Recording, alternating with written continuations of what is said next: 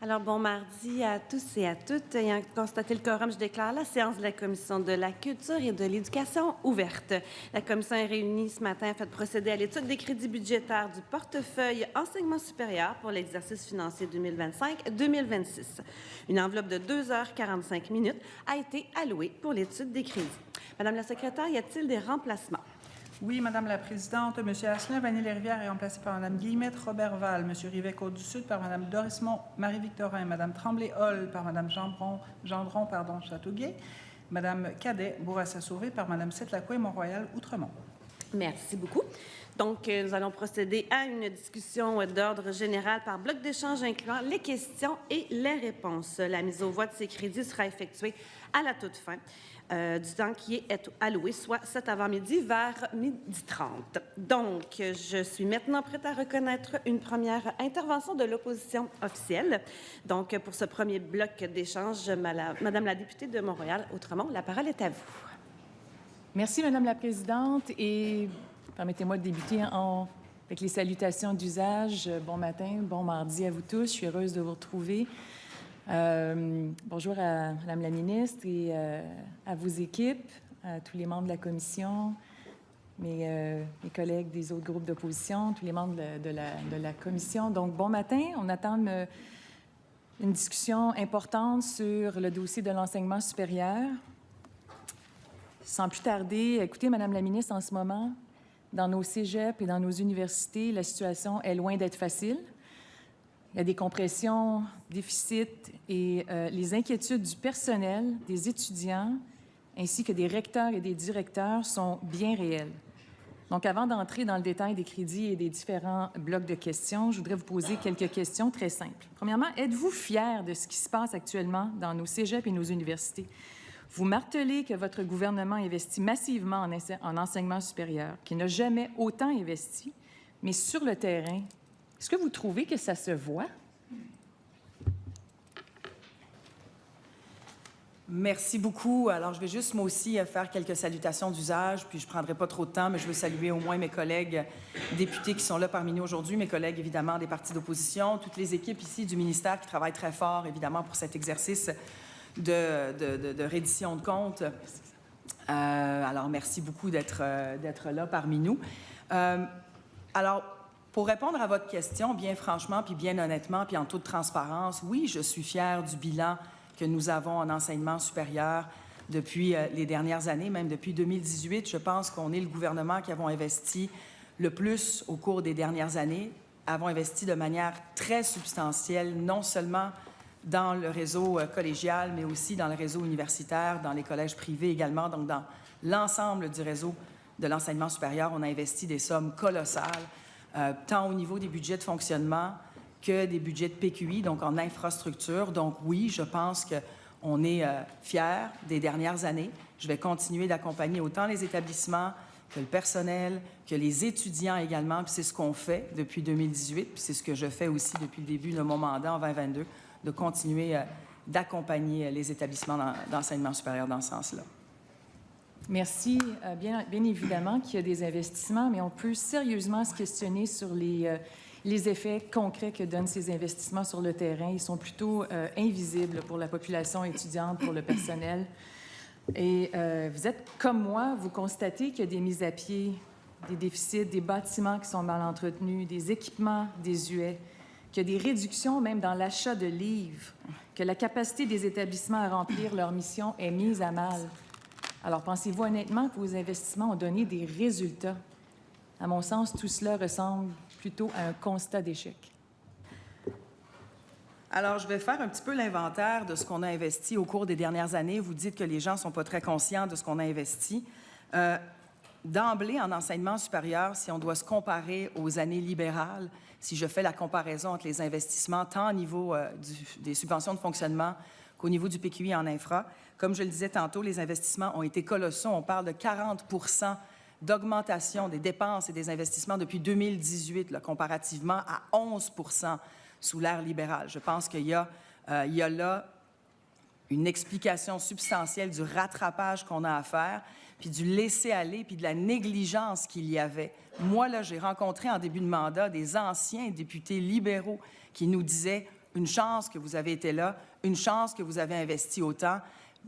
Le ministère de l'Enseignement supérieur ou l'enseignement supérieur était un peu considéré comme l'enfant pauvre à l'époque, avec le sous-investissement très important. Donc, on continue d'investir des sommes colossales.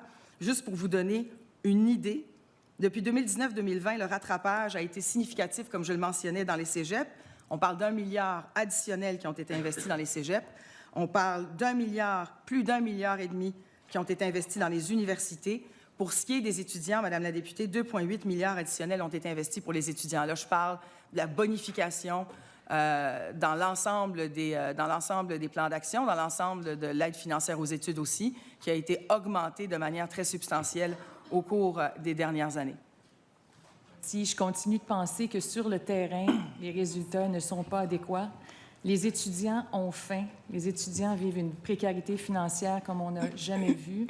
Les bâtiments sont désuets, ont besoin d'investissements beaucoup plus importants que ce qui est annoncé. La vérificatrice générale le dit. Les universités s'inquiètent de pouvoir réaliser le mandat ou l'agenda d'innovation. Et la liste se poursuit. En ce moment, jamais les réseaux ont été autant mis à mal. Il y a énormément d'insatisfaction, énormément d'inquiétude de toutes parts. Alors, débutons avec les étudiants et l'insécurité alimentaire, la précarité financière. Je trouve ça extrêmement préoccupant. Et d'ailleurs, je vous rappelle qu'en février dernier, quand les chiffres sont sortis, quand l'étude de la FEC a été rendue publique, nous, ce qu'on s'est dit à l'opposition officielle, c'est travaillons tous ensemble. On a déposé un mandat d'initiative 18 février dernier. On a demandé, on a tendu la main, on veut comprendre les causes de l'insécurité alimentaire, connaître les initiatives existantes sur le terrain, explorer les pistes de solutions. Est-ce que vous avez l'intention de demander à vos collègues qui sont majoritaires sur cette commission, la Commission de la culture et de l'éducation, de donner suite à ce mandat d'initiative? Alors, il y a plusieurs questions là-dedans. Il y a l'insécurité alimentaire essentiellement. Je suis très, très consciente que les étudiants, avec la hausse du coût de la vie, la hausse des coûts de loyer au cours des dernières années, la montée, évidemment, de l'inflation, on voit que ça commence à se stabiliser plus ou moins, mais je suis très consciente de la difficulté que certains étudiants ont pour traverser justement cette période qui est un peu plus difficile. Ceci dit, en termes d'aide financière aux études, je reviendrai sur le sondage de l'insécurité alimentaire. On en a pris connaissance, évidemment. Mais je vais revenir sur l'AFE, l'aide financière aux études, qui est sans doute le programme socle pour l'aide financière aux études. C'est le programme socle que nous avons ici au Québec, puis c'est le programme le plus généreux que nous avons, dont j'en suis fière, évidemment. On a le programme d'aide financière aux études plus généreux qu'ailleurs, un peu partout dans les autres provinces. Et ce programme-là a été bonifié à de multiples reprises depuis qu'on est là, depuis 2018. Encore dans le dernier budget, là, on a augmenté, on a indexé l'AFE à la hauteur de 45 millions par année, donc 250 millions sur les prochaines années. On a vraiment bonifié sur plusieurs fronts, que ce soit pour les mères monoparentales, que ce soit pour les étudiants parents, que ce soit pour les gens qui habitent à la maison, les étudiants qui n'habitent pas à la maison. Tout a été bonifié. Les frais de subsistance ont été bonifiés. Une série de mesures ont été bonifiées, même pour les étudiants qui présentent certains handicaps, on a bonifié. Donc, on continue, à travers l'AFE, de bonifier évidemment, l'aide financière aux études. Comme je vous le dis, dans le dernier budget, c'est une augmentation de 250 millions. Et comme je le disais un petit peu plus tôt, on parle de 2 milliards de plus depuis 2018. Merci. Donc, financière aux études. Moi, je reviens à mon mandat d'initiative. Est-ce que oui ou non, vous avez l'intention d'y donner suite pour qu'on puisse vraiment l'étudier tous ensemble, tous les parlementaires? Je vais vous répondre, puis je pense que la députée le sait très bien, que dans ce genre de mandat d'initiative, c'est l'exécutif qui va prendre cette décision-là. C'est pas tant nous. Donc, je vais suivre les recommandations du législatif à ce sujet-là. Je vous encourage, merci Madame la ministre, à faire tout ce qui est en votre pouvoir pour qu'on puisse prendre cet enjeu au sérieux. C'est vraiment inquiétant que nos étudiants aujourd'hui, qu'il y a une part grandissante d'étudiants qui, en raison de ces difficultés financières, de cette insécurité alimentaire, ce que ça donne comme résultat, c'est qu'ils doivent cumuler des emplois, ils ne peuvent pas se consacrer à leurs études, c'est leur réussite éducative qui est en jeu. Moi, je trouve ça extrêmement préoccupant. On va attendre de vos nouvelles sur notre mandat d'initiative. Pour revenir à l'AFE, l'aide financière aux études, vous avez parlé de bonification. Moi, je dirais plutôt que c'est une indexation. Et puis, on a eu un échange, vous et moi, lors de l'interpellation de l'automne dernier. Et vous reconnaissiez là, que la méthode de calcul devait être revue, etc. Ma question est la suivante. Où en est le grand chantier? Est-ce que vous avez actuellement un comité de travail avec les étudiants pour revoir le programme d'aide financière aux études? On a toujours une collaboration étroite avec les associations étudiantes, que ce soit au niveau du cabinet, que ce soit au niveau du ministère aussi. Le ministère est en étroite collaboration. On a évidemment des départements qui sont en étroite collaboration avec les étudiants concernant l'AFE. On est en train de bonifier un peu la plateforme de l'AFE pour la rendre plus accessible. On a fait des campagnes, justement, au cours de l'été dernier pour être capable d'augmenter la visibilité puis l'accessibilité, surtout pour certains étudiants qui vont plus au privé que de venir, évidemment, ramasser ce qui leur est dû comme bourse et prêts au niveau de l'AFE. On a quand même eu une augmentation de clientèle au niveau de l'AFE. Dernièrement, on parle de 11 %. Donc, il y a des efforts qui sont faits en ce sens-là, puis on va continuer, évidemment, de bonifier tout ça. Ceci dit, je veux rappeler qu'on a les droits de scolarité les plus faibles en Amérique du Nord. On a évidemment un taux d'endettement moyen aussi par rapport aux autres qui est beaucoup plus faible par rapport aux autres provinces. On a encore une fois un programme d'AFE qui a été bonifié et rebonifié. On parle de 2 milliards additionnels en l'AFE. Quand on est arrivé, là, l'AFE n'avait pas été bonifié largement comme on l'avait comme soutien aux étudiants. Les plans d'action qu'on a mis sur pied, le fameux PARES pour les plans d'action de persévérance et de réussite, puis le plan d'action sur la santé mentale, ça n'existait pas comme soutien aux étudiants à l'époque. Il n'y avait pas de plan d'action en soutien aux étudiants à l'époque, quand je parle des libéraux juste avant qu'on arrive. Ce plan de PARES sur la persévérance et la réussite a des résultats très, très concrets, sur des initiatives très concrètes qui nous permettent de mesurer la persévérance et la réussite, surtout au niveau collégial. On sait que la transition au niveau collégial est difficile. Madame la députée, vous pouvez poursuivre, il vous reste 2 minutes. Encore une fois, on parle d'indexation, on parle d'utilisation de fonds suite à des transferts du fédéral. Là, la situation est grave. Selon le bilan fin de Moisson Montréal, les étudiants représentent 14 % de la clientèle et de recours aux banques alimentaires.